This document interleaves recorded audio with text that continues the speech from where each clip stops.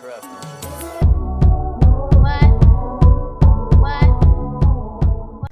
y'all, it's your girl Chloe Michaela back with another video. You already know what time it is. So as you can tell by the title, I will be showing you guys how I make my Cajun butter seasoning sauce for my crab boils and stuff like that. And I'm not gonna hold y'all too long. We're gonna get straight into it. I do want to run to the store before I get started. I'm gonna take y'all with me, but before I leave, I do want to show you guys the seasonings that I already have in the house.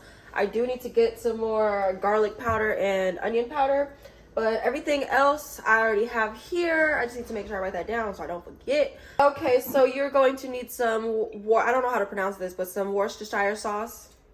You're gonna need some Tabasco sauce, some accent salt, some garlic paste.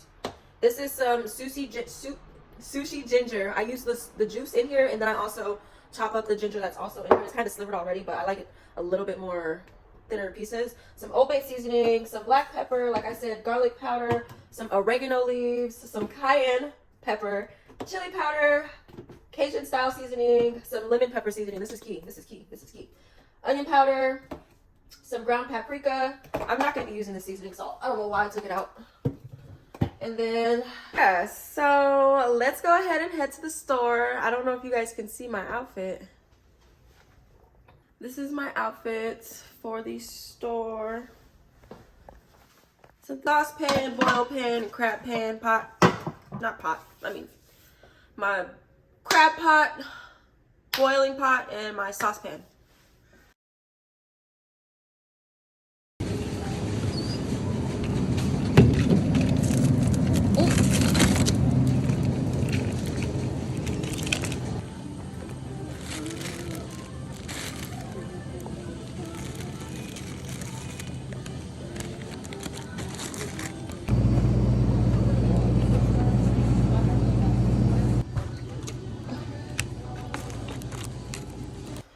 Okay, y'all, what I'm about to do right now is basically just put my corn, potatoes, and eggs in this water right here. Okay, so right now I have my cup and my measuring spoon so that I can get to making my sauce. I'm gonna turn on the stove on like a medium, low to medium. I'm gonna throw my butter in the pan so that it can start melting, because it's not gonna take me too long to put these seasonings.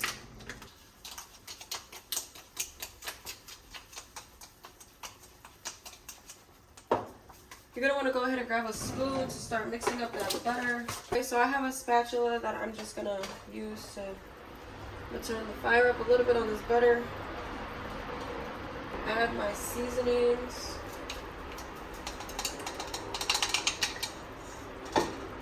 And when I say I started off with half a teaspoon, but as I'm cooking the seasoning, I'm gonna continue to add more of the same exact things that I just used. Okay, so I find it smarter to buy the smaller things of chicken broth that are packaged in like 4, because I don't know if chicken broth expires when it says it does, but I don't like when my chicken broth starts stinking. You know what I mean? And y'all know what I'm talking about. Like, even if it's not expired, why is it stinking?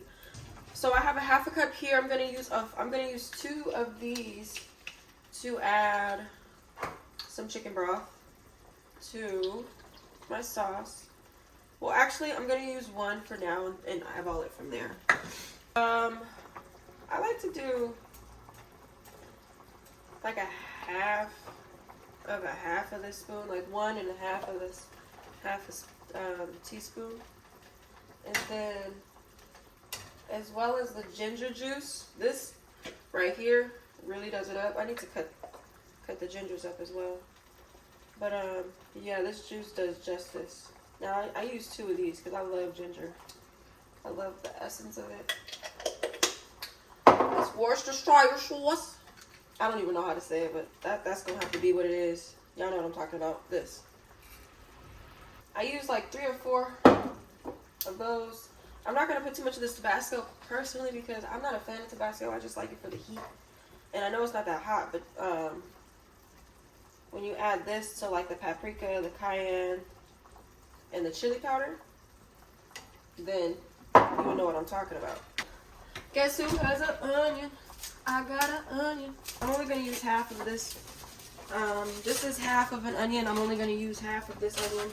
Okay, so this is how big I normally cut my onions. Not too small, but also not too big. Okay, so now I'm gonna add my ginger. Oh, get out the kitchen, out the kitchen. Thank you.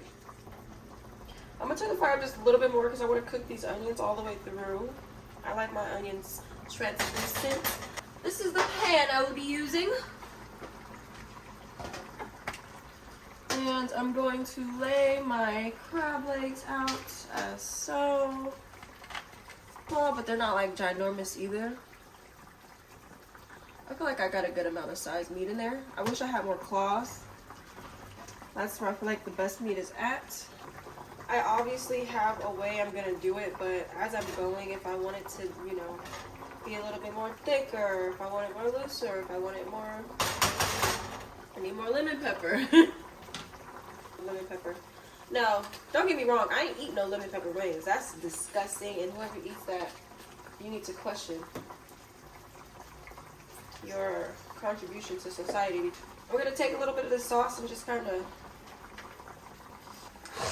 don't mind my mess, but this is what I have going on right here. You could damn near smell it through the camera. So I'm gonna put this in the broiler right now so that I can get it cooking. I'm only gonna leave, crab doesn't take long to cook, so I'm only gonna leave it in there for about maybe 7 to 11 minutes. It's already thawed out completely. Okay, you guys, that is the end of my video. I'm actually surprised I kept the shirt clean this entire time, but I did end up taking the crab out of the broiler at 7 minutes exactly. Here is my sauce. That is the butter sitting on top, obviously, and I got my crab, my potatoes, my corn. I'm gonna grub. So if you liked what you saw, please go ahead and like, leave a comment, and subscribe. I'll see you guys in the next video.